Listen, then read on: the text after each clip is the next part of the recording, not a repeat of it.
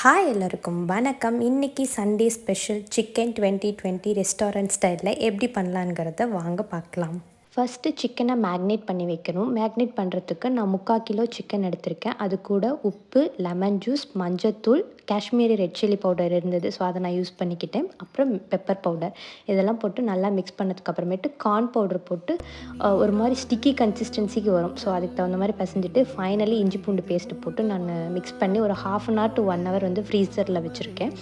Fry பண்ணுறதுக்கு முக்கியமான ஒரு பவுடர் ரெடி பண்ணணும். அதுக்கு ஒரு பேனில் 2 ஸ்பூன் கொத்தமல்லி, 1 ஸ்பூன் மிளகு, 1/2 ஸ்பூன் சீரகம், 3/4 ஸ்பூன் சோம்பு எடுத்திருக்கேன்.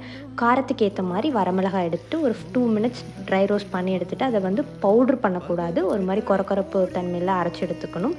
இந்த பக்கம் மேக்னேட் பண்ணி வச்சுருக்கிற சிக்கனை வந்து நம்ம டீப் ஃப்ரை பண்ணி எடுத்துடலாம். இந்த சிக்கனே நீங்கள் சாப்பிட்ணுன்னு நினச்சாலே சாப்பிட்லாங்க. டேஸ்ட் உண்மையிலுமே சூப்பராக இருக்கும். நெக்ஸ்ட்டு இதை வந்து நம்ம டோஸ்ட் பண்ணணும். ஸோ அதுக்காக வந்து ஒரு பேனில் 2 tablespoon கீ எடுத்திருக்கேன். நீங்கள் பட்டரும் எடுத்துக்கலாம்.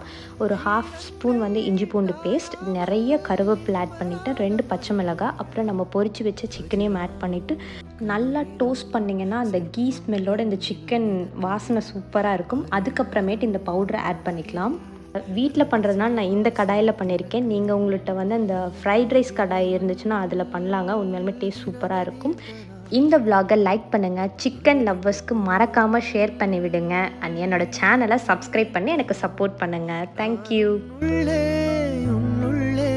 சிறகின் மொழிகளை பழகலாம்.